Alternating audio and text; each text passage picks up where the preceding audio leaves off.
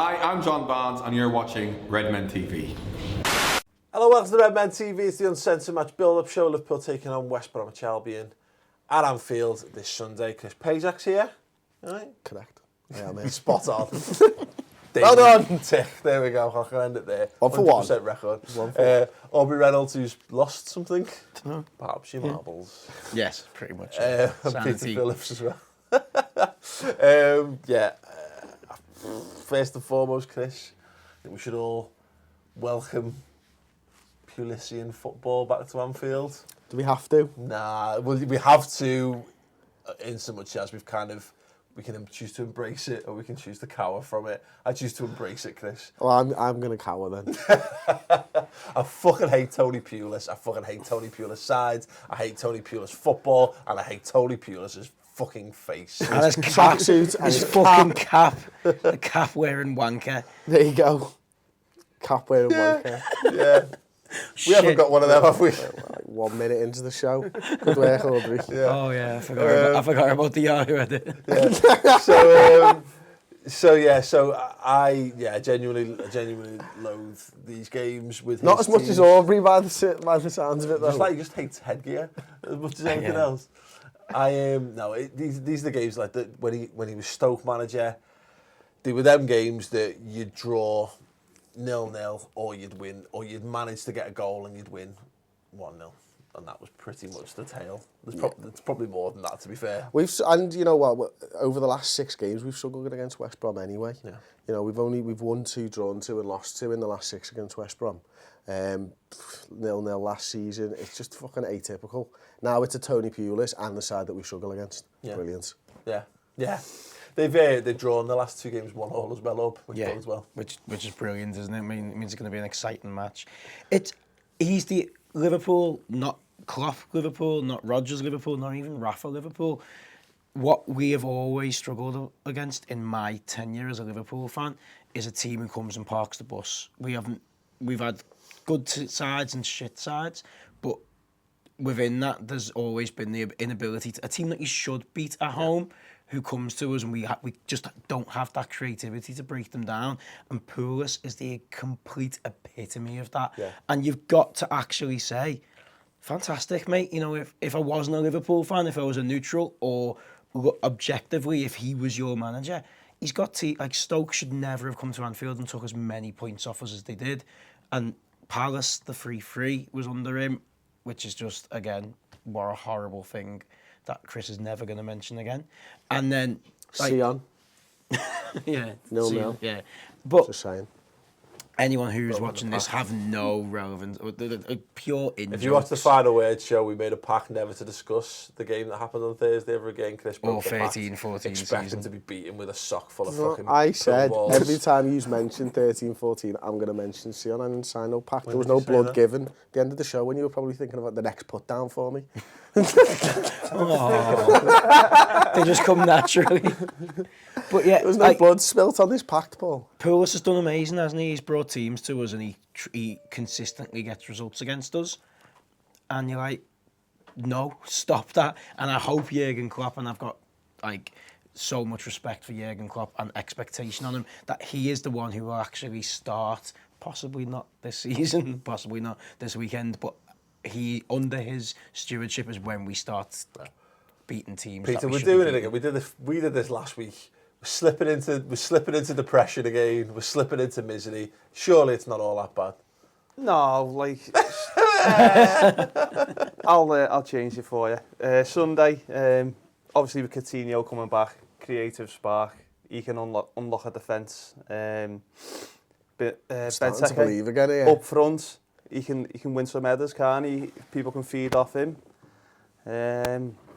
Anderson back, another positive. Struggling for positives, though, isn't he? They're gonna obviously West Brom's gonna come out 2 banks of 4, aren't they? And keep men behind the ball, and it's up to us to break them down. Like you said, we've struggled against them in teams like this in the past. So yeah, it's up to us to go out there and put a performance on, isn't it? And try it. I think it's going to be important to get an early goal on Sunday. Yeah. If we get an early goal, then I think we can... You're dead right, and it's that's how these games are won. You know, because the problem is ultimately with it, and the nature of our fan base. fucking guilty of doing it right here, right now, and we have been for ages as well, is that the nerves kick in, and when it's not quite going right, Chris, and the longer it's not going right, the more pressure that gets built up. It's a pressure cooker environment at Anfield of misery and stress when Liverpool don't score goals. But you know, we've seen it. Your game plan goes completely. The problem with the park and bus sides is they don't have a plan B when that happens. And if we can score a goal by hook or by crook, get in, smash one as quick as possible before they're set. And you know, like concrete before the mortar. How long is do you set. have before the set? Yeah. It's like 5 minutes. Before the mortar's set, then you know it blows the game wide open. Yeah, I actually think that Pulis' side is probably a slightly better than that. I don't think their game plan changes until like the 70th, 80th minute. Most of these sides will go, shit, we need to get a goal. I don't think Pulis panics like that. I think he just go, keep doing what the plan was, and we'll stig something. 2 swear bombs in there then. I'm sorry, mate. Oh well, fuck you. So yeah, I think that Pulis will do that. I think know what everyone's going right. It is still the Uncensored show, it's right? we still Fuck it, we basically need to get an early goal. That's right. I think it'll be massively important who he picks. I think if Coutinho's only had 30 minutes in him, I don't know whether he'll actually be coming back in for this game. Yeah. But you know, if we haven't scored an early goal and we need something late on in the game, Coutinho could be the man to bring us that. No, absolutely, completely agree with that. This is, for me, like I've got it in the agenda, as a surprisingly big test lies ahead. And, you know, we've played very big games already under Klopp, and that's in Europe and domestically as well. This, for me, is a massive, because this is the guy, as we've said, this is the fucking archetype of what we're going to have to face off against teams that come and be defensive away from home. The guys up there with the best in the Premier League at doing that of all time. We're looking at our run towards Christmas and looking at our position in the league table, and we're looking at the other teams around us, and we're saying, well, look, we've got a favourable run of fixtures, relatively speaking, in December. We need to start picking points up. Well, look, if Liverpool harbour ambitions of finishing in the top 4, fuck all that above and beyond that kind of stuff talk, because that, again, is completely pointless unless we get the first stage of this right. We're going to have to start with finding a way to beat these teams. And the simple fact of the matter is, because this is what football is in its simplest form, the teams that do well find a way to do this. So if we're going to be that team, we will find a way to beat West Brom at the weekend. Our manager will find a way to engineer it, or we'll pull some luck out of somewhere to get this win underway. And it's sad, but it's a 50-50 split. It either happens or it doesn't. And the good teams, losers whine about their best. What's the rest of the line? Winners go home and fuck the prom queen. You've got it in one, Mr. Reynolds. There you go. Not many The Rock references dropped into pre-match. I'm a Bay fan. Content, but there you go. For Stanley Goodspeed. But yeah, it's right, you know, and this is it, Peter, you know, if we want to be better than we are, if we want to get back to where we want to be and where we believe we should be, then fuck it, we've got to go and find a way to beat the teams that are put in front of us. Yeah, I think there becomes a point where they've got to realise that if they do want to actually get into this top 4, then it's like they've got to take that opportunity and the penny's got to drop.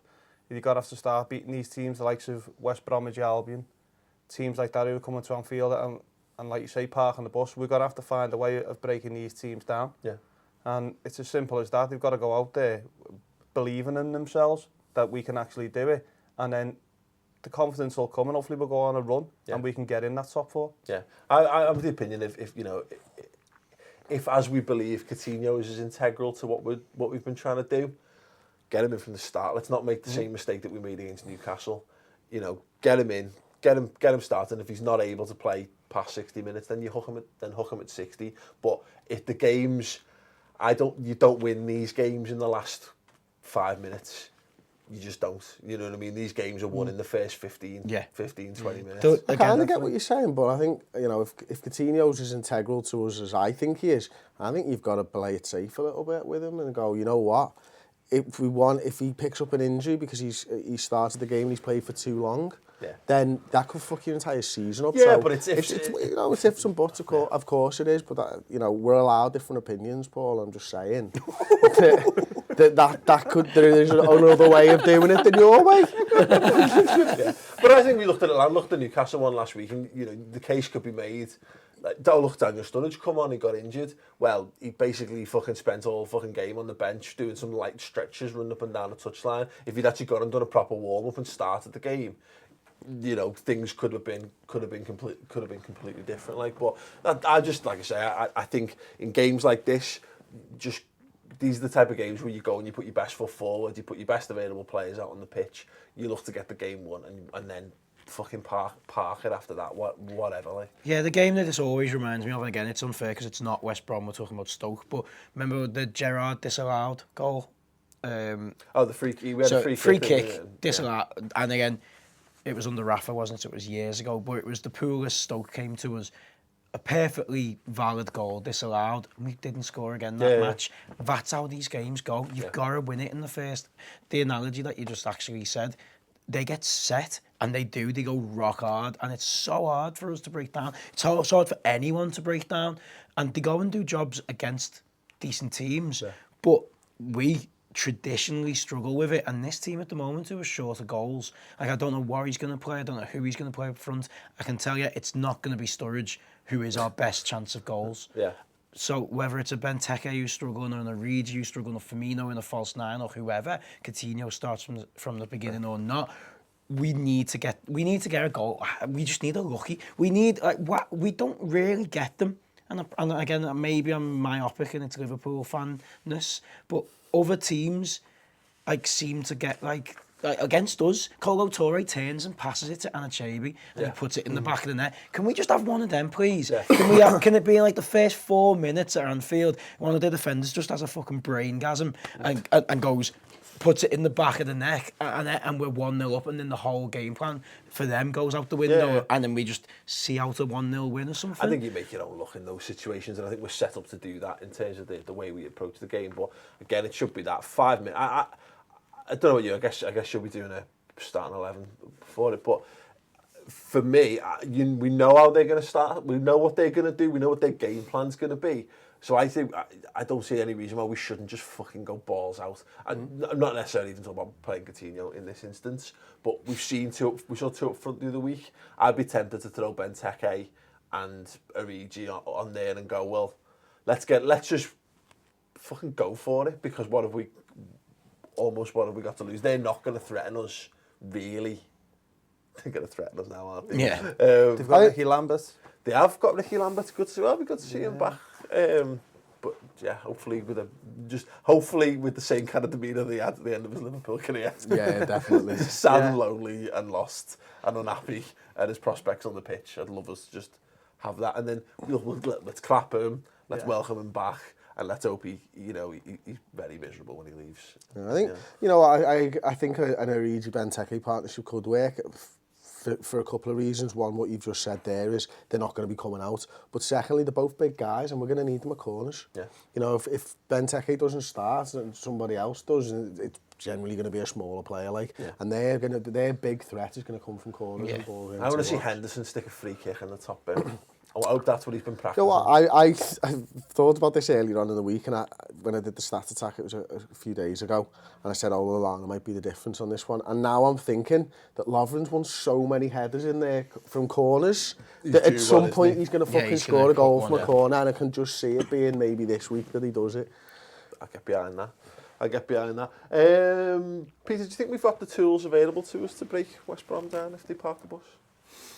Like I said, we have struggled against these teams that parked the bus in the past, but we've got to get in behind them. We've got to use some width. I think if Aubrey plays on the right hand side, and Lallana could possibly stretch them on the left hand side, and try and get in behind them. If not, we're going to have to set pieces and corners. We're going to have to tactically use them sort of them things like. Oh joy!